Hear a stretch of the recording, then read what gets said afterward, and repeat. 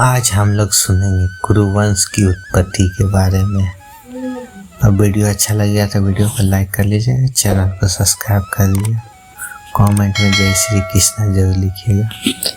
पुराणों के अनुसार ब्रह्मा जी से अत्रि, अत्रि से चंद्रमा, चंद्रमा से बुध और बुध से इलानंदन पुरुवा का जन्म हुआ।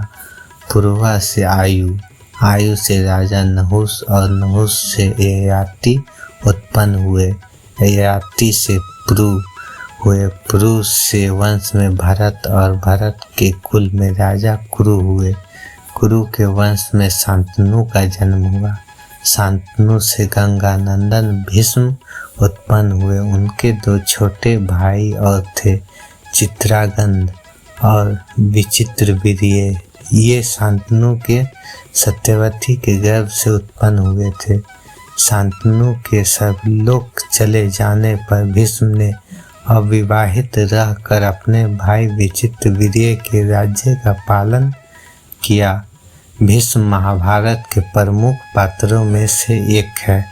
ये महाराजा शांतनु के पुत्र थे। अपने पिता को दिए गए वचन के कारण इन्होंने आजीवन ब्रह्मचर्य का व्रत लिया था।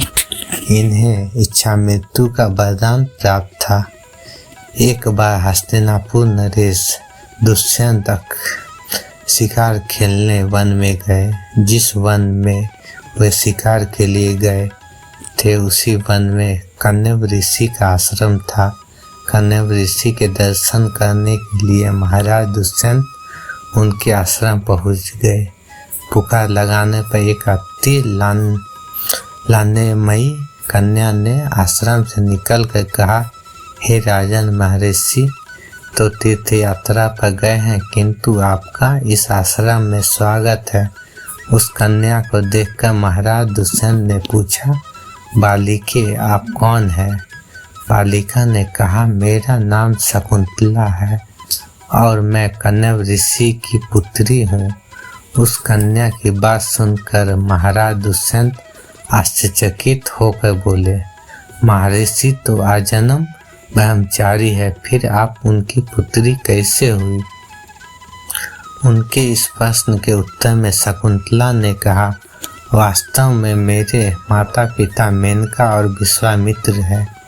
मेरी माता ने मेरे जन्म होते ही मुझे वन में छोड़ दिया था, जहाँ पर शाकुंतुक नाम पक्षी ने मेरी रक्षा की, इसीलिए मेरा नाम शकुंतला पड़ा। उसके बाद कण्व ऋषि की दृष्टि मुझ पर पड़ी और वे मुझे अपने आश्रम ले आए। उन्होंने ही मेरा पालन पोषण किया। जन्म देने वाला, पोषण करने वाला तथा अन्न देने वाला, ये तीनों ही पिता कहे जाते हैं। इस प्रकार कण्व ऋषि मेरे पिता हुए। शकुंतला के वचनों को सुनकर महाराज दुष्यंत ने कहा, शकुंतले तुम क्षत्रिय कन्या हो, यदि तुम्हें किसी प्रकार की आपत्ति ना हो तो मैं तुमसे विवाह करना चाहता हूँ। शकुंतला भी महाराज दुष्यंत पर मोहित हो चुकी थी, अतः उसने अपनी संस्कृति प्रदान कर दी। दोनों ने गंधर्व विवाह कर लिया। कुछ काल महाराज दुष्यंत ने शकुंतला के साथ विहार करते हुए वन में विविध किया। फिर एक दिन वे शकुंतला से बोले, प्रियतमे मुझे अब अपना राज्यकाल देखने के लिए हस्तिनापुर प्रस्थान करना होगा। महर्षि कण्व की तीर्थ यात्रा से लौट आने पर मैं तुम्हें यहाँ से विदा कर अपने राजभवन ले जाऊंगा। इतना कहकर महाराज ने शकुंतला को अपने प्रेम के प्रतीक एक रूप में अपनी स्वर्ण मुद्रिका दी और हस्तिनापुर चले गए। एक दिन उसके आश्रम में दुर्वासा ऋषि पधारे। महाराज दुष्यंत के विरह में लीन होने के कारण शकुंतला को उनके आगमन का ज्ञान भी नहीं हुआ और उसने दुर्वासा ऋषि का यथोचित स्वागत सत्कार नहीं किया।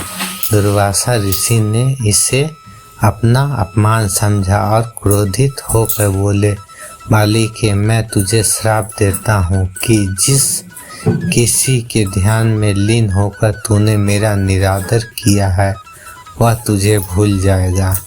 दुर्वासा ऋषि के श्राप को सुनकर शकुंतला का ध्यान टूटा और वह उनके चरण में गिरकर क्षमा प्रार्थना करने लगी।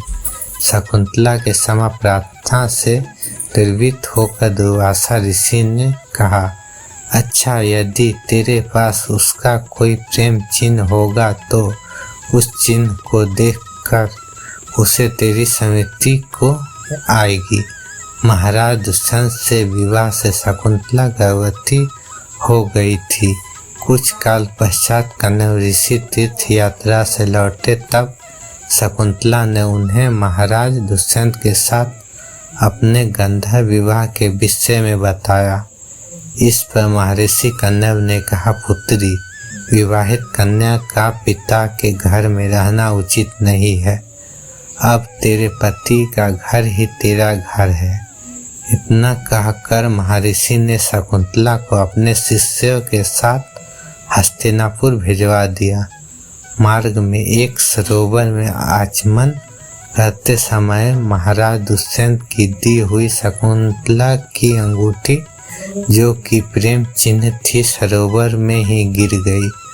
उस अंगूठी को एक मछली निगल गई। महाराज दुष्यंत के पास पहुंचकर कण्व ऋषि के शिष्यों ने शकुंतला को उनके सामने खड़ी करके कहा, महाराज, शकुंतला आपकी पत्नी है, आप इसे स्वीकार करें। महाराज तो दुर्वासा ऋषि के श्राप के कारण शकुंतला को विस्मृत कर चुके थे, अतः उन्होंने शकुंतला को स्वीकार नहीं किया और उस पर उल्टा होने का लालछन लगाने लगे।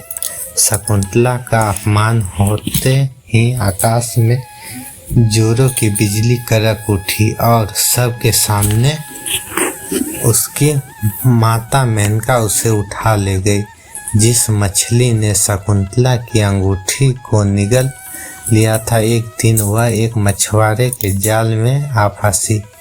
जब मछुआरे ने उसे काटा तो उसके पेट अंगूठी निकली। मछुआरा ने उस अंगूठी को महाराज दुष्यंत के पास भेंट के रूप में भेज दिया।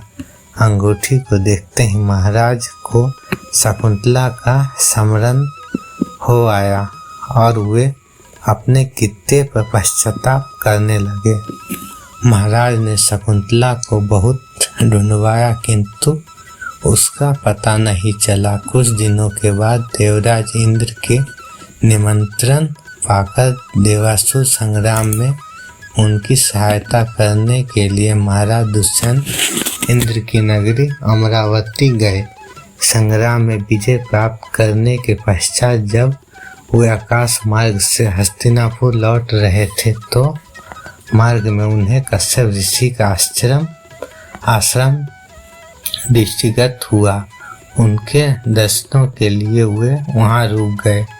आश्रम में एक सुंदर बालक एक भयंकर सिंह के साथ खेल रहा था। मेनका ने शकुंतला को कश्यप ऋषि के पास लाकर छोड़ा था तथा वह बालक शकुंतला का ही पुत्र था। उस बालक को देखकर महाराज के हृदय में प्रेम की भावना उमड़ पड़ी। वे उसे गोद में उठाने के लिए आगे बढ़े तो शकुंतला की सखी चिल्ला उठी, हे भद्र पुरुष, आप इस बालक को ना छुए, अन्यथा उसकी भुजा में बांधा काला डोरा सांप बनकर आपको डस लेगा। यह सुनकर भी दुष्यंत स्वयं को ना रोक सके और बालक को अपने गोद में उठा लिया। अब सखी ने आश्चर्य से देखा कि बालक के भुजा में बांधा काला घंटा पृथ्वी पर गिर गया है। सखी को ज्ञात था कि बालक को जब कभी भी उसका पिता अपने गोद में लेगा वह काला डोरा पृथ्वी पर गिर जाएगा। सखी ने प्रसन्न होकर समस्त वृत्तांत शकुंतला को सुनाया। शकुंतला महाराज दुष्यंत के पास आई। महाराज ने शकुंतला को पहचान लिया।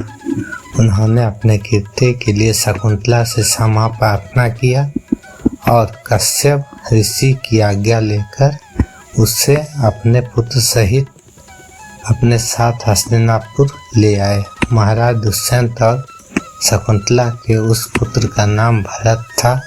बाद में वे भरत महान प्रतापी सम्राट बने और उन्हीं के नाम पर हमारे देश का नाम भारत वर्ष हुआ।